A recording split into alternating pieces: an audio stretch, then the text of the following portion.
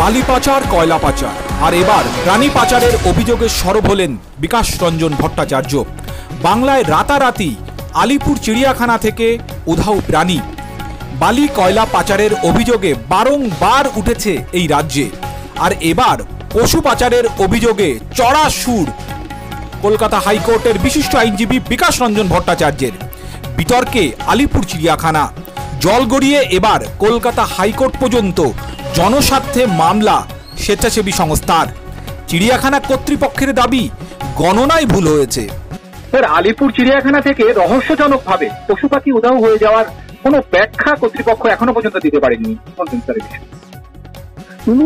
পশু পাখি তো রহস্যজনক ভাবে উধাও হতে পারে না।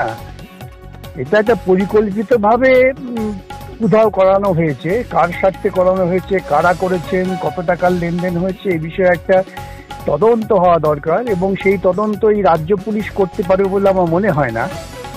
যাই হোক, এই বিষয় নিয়ে আদালতে ইতিমধ্যে একটা জনস্বার্থ মামলা দায়ের হয়েছে, দেখা যাক সেখানে কি দাঁড়ায়।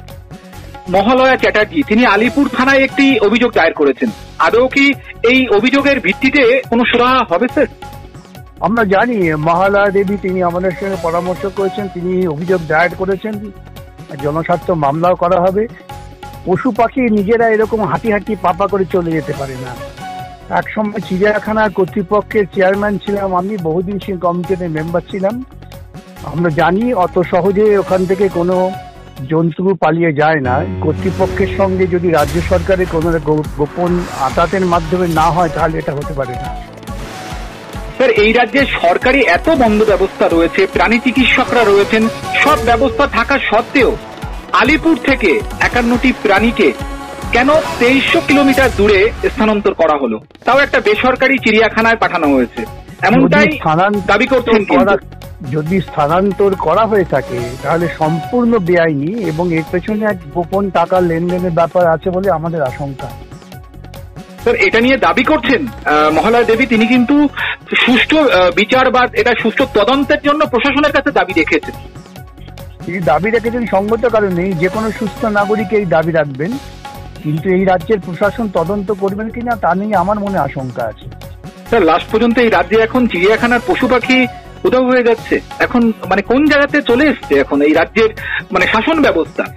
এই রাজ্যের শাসন ব্যবস্থা যে বিপর্যস্ত, এটা আমি বহুদিন থেকেই বলে আসছি ধারাবাহিকভাবে।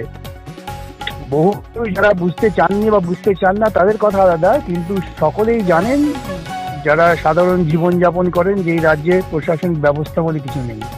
স্যার, পশু পাখি নিরাপত্তা দিতে পারছেন না, মানুষের নিরাপত্তা কি করে পাবেন স্যার এই রাজ্যে? আমি উল্টো কথা বলি, যারা মানুষের নিরাপত্তা দিতে পারেন সাধারণভাবে, তারা পশু পাখিকে রক্ষা করবে কি করে? Thank you sir.